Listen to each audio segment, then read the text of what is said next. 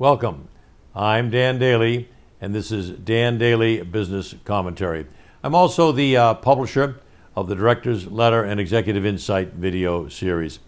Today is the Thursday before the Friday that President Trump is meeting with President Putin in Alaska. So something significant will probably take place there. Unfortunately, it will not be included in this video. So what we tried to do today is talking to a lot of our business friends and saying, okay, Dan, you tell us what's going on. How about bringing that back and saying, what is the impact on my business as a senior executive, a CEO, member of the board, and then perhaps what is the impact on me as a citizen? So we tried to do that. Now, we did take a survey. I've got to be honest, it was not J.D. Powers, it was not the Wall Street Journal. We talked probably to 15 or 20 of our friends. We did not ask them for whom they voted. We did not ask their political opinion.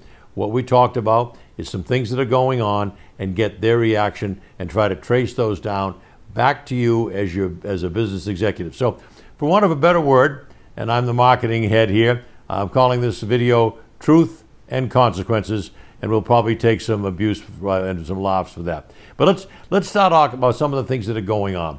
We've all been following the college situation, all right? And to me, it's really a tragedy. I do think that some of the anti-Semitism has been far exaggerated. Certainly it was at Harvard. I talked to some people who are students there. I talked to some people who are alumni, and they said, yeah, it's a problem, but it's not an insurmountable problem. Trump has turned it into a insurmountable problem, and that's what he's using to go after all of the elite universities. There's an old political technique, and it's called you identify a problem, and then you blame that problem on somebody, and then you come up with a solution. It's old. That's exactly what he's doing. He's blaming the colleges, the Columbias, the Browns, the Harvards, the Yales, for anti-Semitism, all right?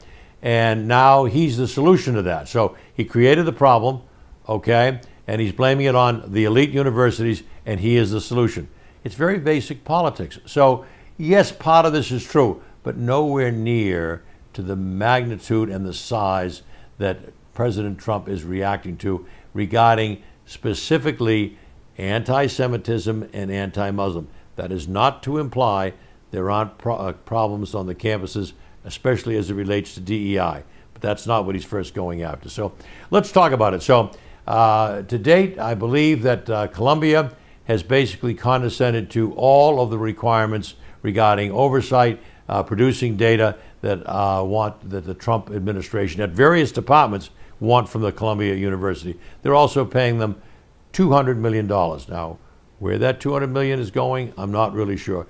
But Columbia has set a terrible, terrible precedence of allowing the federal government and various departments of the federal government to come in and control that university. Who they accept, the resumes of those people they accept, domestic students, foreign students, faculty they hire, how many are from here, how many are there, what is the curriculum, all this data that the government, frankly, we all know this, is not going to use all that. Now the question is, will somebody very ambitiously in the federal government sell it to somebody? Yeah, probably. All right. So, but Columbia has really set a terrible precedent. Brown has made, I believe, a $50 million settlement with the Trump administration, but at least there, the $50 million, I believe, is going to workforce and economic development in the state of Rhode Island. That's a good thing. All right. Harvard is in the midst of final negotiations. We don't know whether that's going to be anything or not. The number of $500 million to the federal government is on the table. That hasn't been verified.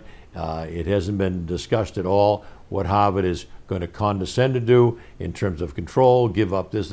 Nothing is out there other than maybe a number of $500 million to the federal government. I can say this based on a lot of people that I know who are Harvard graduates of the college and the various graduate schools. They are not going to be happy with Harvard writing a check for $500 million to maintain its status quo because of the leverage and the curtailment of funding at all levels that Harvard is being threatened with by the Trump administration. So that's a quick overview. Let's talk about how that might relate to you as the business executive. First of all, a great many companies, good companies, recruit from the Ivy League, all right, the elite colleges. They recruit the top. That is not to say that they also don't recruit from smaller elite schools. So the smaller elite schools are not immune. They're just going to be targets later on. But recruitment of high-powered students is a real factor for you as a business executive, as a board member. That's going to be shut down because the schools will no longer be controlling who's recruited, how they're advanced, etc. The Trump administration is going to control that now, or some follow-on, or some bureaucracy, etc. So recruitment is a very significant factor that impacts you and your business. Second point, you sell products. Let's take a Harvard, for example. You sell products to Harvard College. It could be food, it could be textbooks, it could be consulting. You sell to Harvard Medical School, you sell to the business school, law school, sophisticated consulting, AI, other data products, etc. So it can very well impact you, okay, if the Trump administration makes a settlement for $500 million. This $500 million coming out of Harvard's budget. Now the flip side is, if they don't do something, then Harvard is going to cut off not hundreds of millions, they're threatening to cut off billions. So there very definitely will be some impact on any company that is selling products to Harvard University and the various schools. And this applies to Yale, et cetera, and also to the smaller schools. All right. So R&D, which is so important at some of these big schools, but also at some of the smaller schools that are very focused, that's going to stop. And that's going to impact scientific development, and it's going to impact healthcare development. Very serious impact. So how is it going to impact you? It's going to impact your business relative to what you sell to these institutions, whether it is a product or a service. And then it's going to impact your business and you and your family from a healthcare standpoint. Right? So the other thing there is, we talked about the R&D in general. Also, the settlement with the Browns and the Harvards and the Yales, that's going to set a precedent. Do you really think that if they're successful settling with Harvard and maybe MIT and maybe Yale, that they're not going to go down to the wealthy, prestigious, smaller schools around the country? Of course they are. Don't be naive. So just being small and perhaps today under the radar scope does not give you protection. So that's the impact. Recruitment, selling your products, capitalizing on R&D that comes out of those schools, all right, the impact on smaller schools. Those are all things that impact you as a business person. The other situation is what someone else brought up in our discussion is, do we think that this is just going to stop in the education area? I think not. I think it'll move over to large nonprofits, okay, that may not be in an area or focusing on things that the Trump administration does not like. Let's look at the board of the Kennedy Center is now controlled by Trump. They are deciding what will be displayed at the Smithsonian, okay, during the 250th anniversary. So they are deciding among these nonprofits, all right, what will be brought forth from these nonprofits. And how are they doing it? Exact same thing. All right, they're either changing the board, they're changing the bureaucracy, they're changing the government, or they're curtailing the money that flows into them. So that's a very big thing. Now, here's the other one somebody brought up. Do we think this type of intervention will morph over to the business community? Now, what do you think? Absolutely. President Trump came out and said to Goldman Sachs, you really should get rid of that chief economist. He's been wrong X number of times in a row. You ought to fire him. He's no good. He's a bum. I think Goldman Sachs and their investors and their managing partners are capable of making that decision, whether that individual goes or doesn't go. I don't think it should be a factor of the President of the United States and the White House. Same thing. President Trump says, CEO of Intel had some kind of nefarious contact with China. He's got to go. He's got to be fired. Well, we've got Goldman Sachs, pretty significant. Okay, we've got Intel, pretty significant. And the federal government is saying 2 senior executives have to go. Well, do we really want that type of intervention? I think not. Another situation, the Nippon acquisition of, U.S. Steel. The government's in there for 15 to 20% ownership. Now, that may be a way to cut a good deal, but how many of us have been around long enough to see when the government starts to pick in any category, winners and losers, it's usually a disaster, and what they pick is usually a loser operation. So to what extent do we want the federal government, every time there's a permit or a licensing or maybe even funding or underwriting of debt or an investment, do we want them to have a piece of that company so they can control it? I think that's something we want to be very, very, very careful of, okay? And so we're seeing it at colleges. We're seeing it attacking or focusing on senior executives in major businesses, and we're seeing deals being cut with companies in exchange for permission to do something. Tim Cook, president of Apple, cut a very, very big deal with the Trump administration to bring hundreds of millions of dollars of investments into the United States from a manufacturing standpoint. That's very good. I'm all in favor of that. Hats off that. But did anything get done behind the scenes? Yeah, part of it was they would give some benefit from a tariff standpoint to Apple in terms of bringing hundreds of millions of dollars of investments in manufacturing and jobs back to the United States. Is that bad? It's not necessarily bad until it gets out of control and that the American people, the taxpayers, know how the deal is cut. Is it transparent or is it behind the scenes? Very, very significant. Another situation which is disturbing, and we talked to some of our readers and listeners, again, we're not didn't use J.D. Powers or the Wall Street Journal. What's going on in Washington? Now, President Trump just got on the airways and made a big announcement that Washington, D.C., which is not a state, which comes ultimately under the president, that it was a hotbed of crime, murder, drugs, every conceivable violation, and he was declaring Liberation Day. And Liberation Day was he was going to bring in again, like Los Angeles, the National Guard, okay, and not the Marines this time, because the Secretary of Defense maybe talked him out of that. Won't bring in the Marines this time. He's going to bring in the FBI agents, because those FBI agents, as we all know, have nothing better to do than walk around the streets of New York looking for pickpockets and illegal pockets.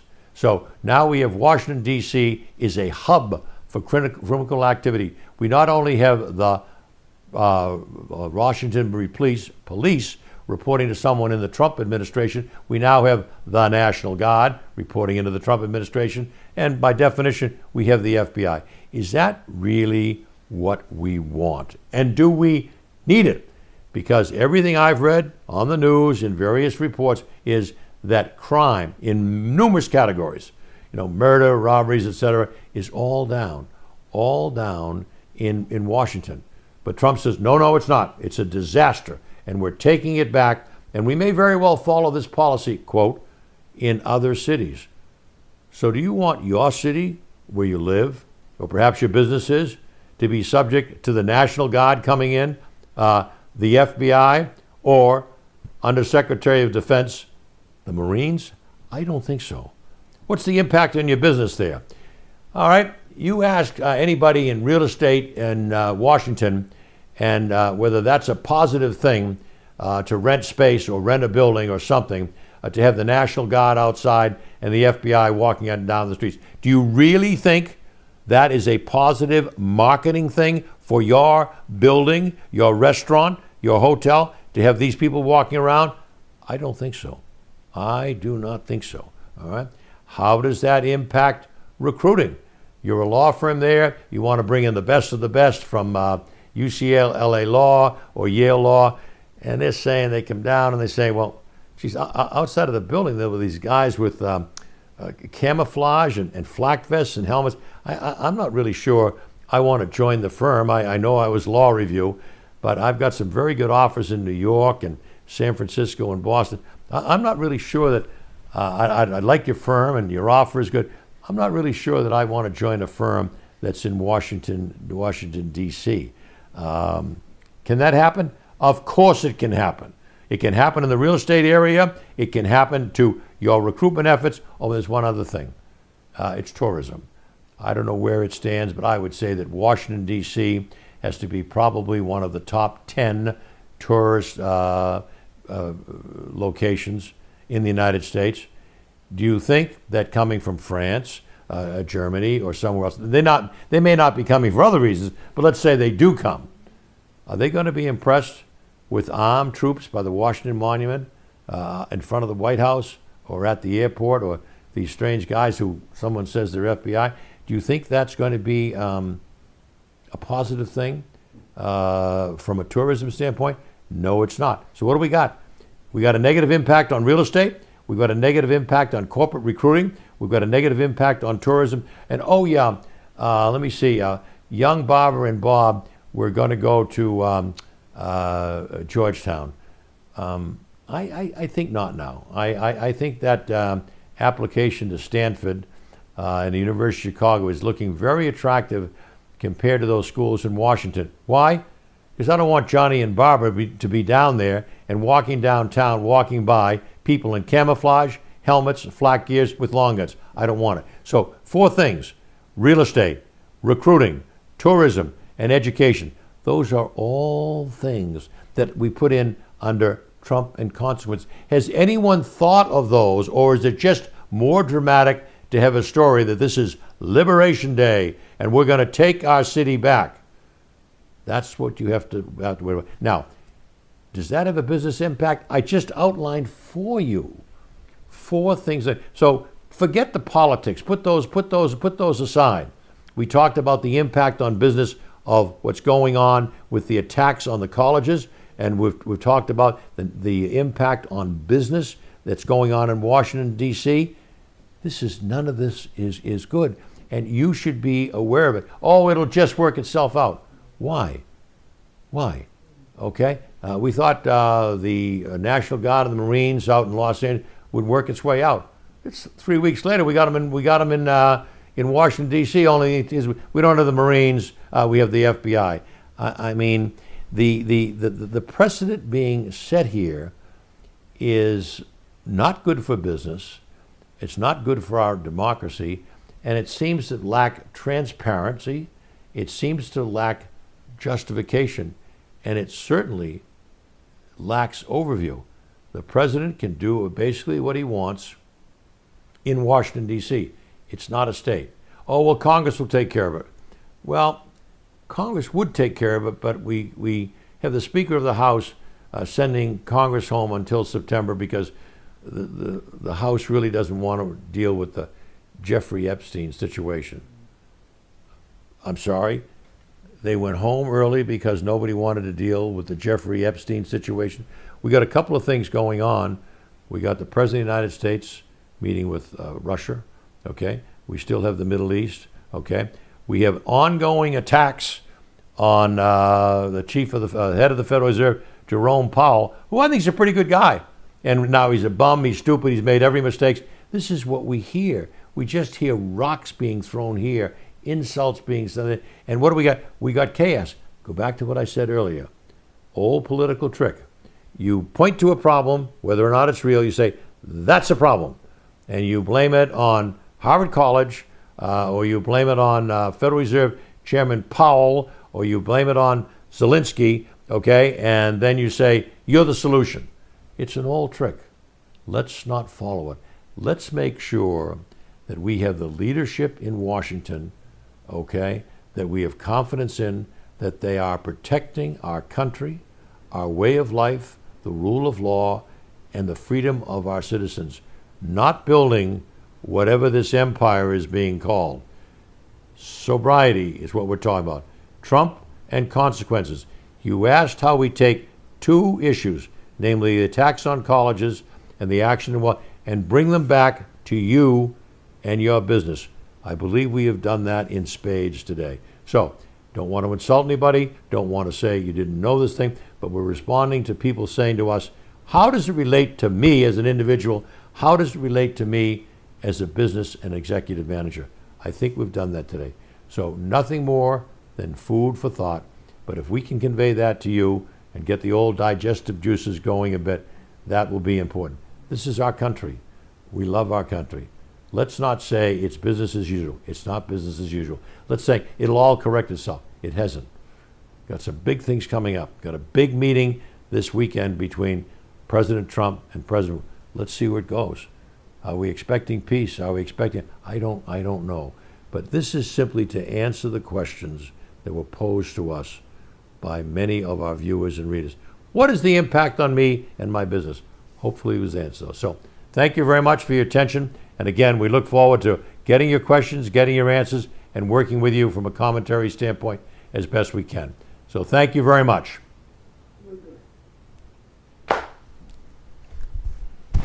I mean,